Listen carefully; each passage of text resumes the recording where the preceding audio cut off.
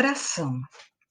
A fração tem origem da palavra fractus, do latim, que significa pedaços, fica partido, dividido. Então, a fração é a repartição em partes iguais. Como nós já dissemos, né? Fração é a divisão do inteiro em partes iguais. Imagina essa barra de chocolate. Se você dividi-la em 10 pedaços, como está aqui, ó, se você pegar um pedaço, então você vai escrever 1/10, 1 sobre 10. Se você comer 3 pedaços, você comeu 3 décimos.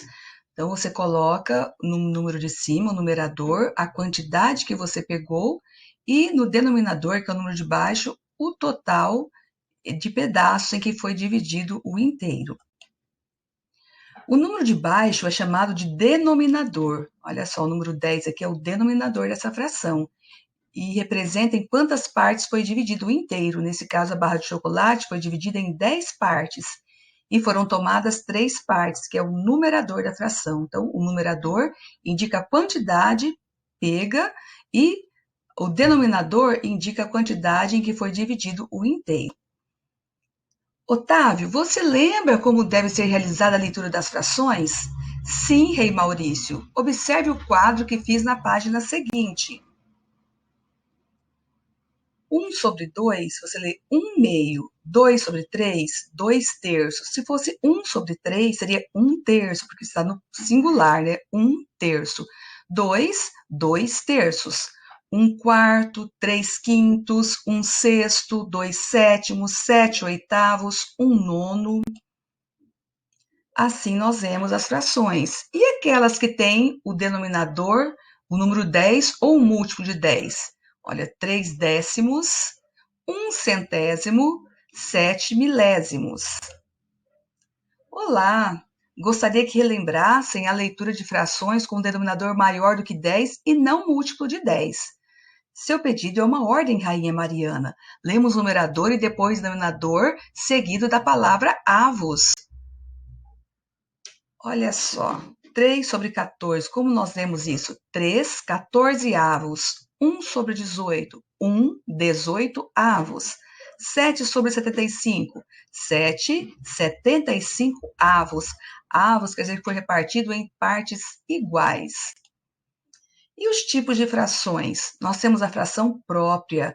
E a fração própria é aquela em que o numerador é menor do que o denominador, ou seja, representa menor do que o inteiro. Olha, o inteiro foi dividido em 4 partes e foram tomadas 3 partes, 3 quartos. Então, esse é um tipo de fração que é denominado de fração própria.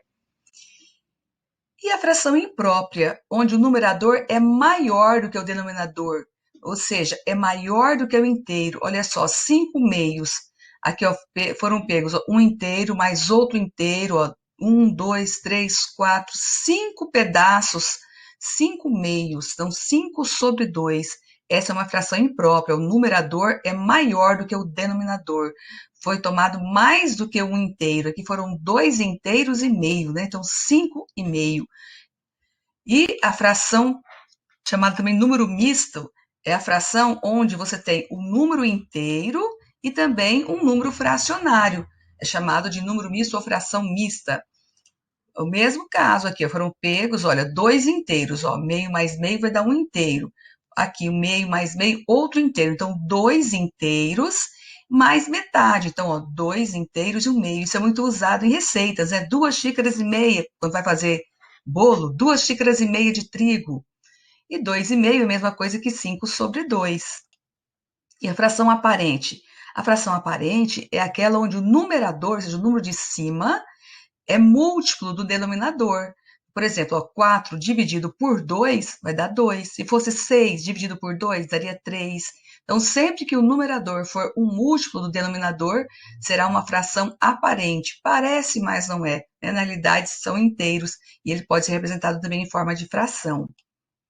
E frações equivalentes? Frações equivalentes são aquelas que representam a mesma porção do inteiro. Olha só, 4 oitavos, 4 é a metade de 8. 2 quartos, 2 é a metade de 4. Meio, 1 é a metade de 2. Então, todas essas frações representam a mesma porção do inteiro, ou seja, representam a metade do inteiro. Então, quando isso acontece, são chamadas de frações equivalentes. E para obter frações equivalentes, basta você multiplicar o numerador e o denominador pelo mesmo número, ou então dividir, como no caso 4/8. Se você dividir 4 por 2 e o 8 por 2, vai dar 2/4. São frações equivalentes. E fração como quociente, porque a fração ela representa uma divisão. Então, 1 sobre 2, ou meio, é a mesma coisa que 1 dividido por 2. Olha só, um inteiro não dá para dividir por 2. Então, vamos transformar esse inteiro em décimos. Então, o inteiro corresponde a 10 décimos. Então, a casa da unidade fica vazia, colocamos 0, vírgula. E agora, como são 10 décimos, quantas vezes 2 cabe em 10 décimos? Então, 5 vezes. 5 vezes 2, 10. Então, 0,5, olha, 5 décimos. Agora, 1/3, 1 dividido por 3. Fazemos a mesma coisa, trocamos esse 1 por décimos. Então, a casa da unidade fica vazia, colocamos 0 aqui e transformamos aqui em 10 décimos. Então, 3 vezes 3, 9, sobrou 1, transformamos em décimos, agora vamos transformar em centésimos, né? Então, 3 vezes 3 seria 9 e continuaria essa divisão aqui infinitamente. Nós chamamos esse número aqui de dízima periódica. E é assim que nós dividimos uma fração, né? Pegamos o numerador dividindo pelo denominador e obtemos o quociente dessa fração. E frações na reta numérica, nós representamos, olha só, essa reta numérica que vai de 0 até 1. As frações aqui que nós representamos são menores do que a unidade. Então, olha, 1/2, esse azul é meia metade, está entre 0 e 1, é a metade. O 1 dividido por 3, 0,333, vem antes do 0,5. O 2 sobre 3, 2 dividido por 3 é 0,666, vem depois do 0,5, depois do meio. E 4 sobre 2 é a mesma coisa que 2/3, uma fração equivalente.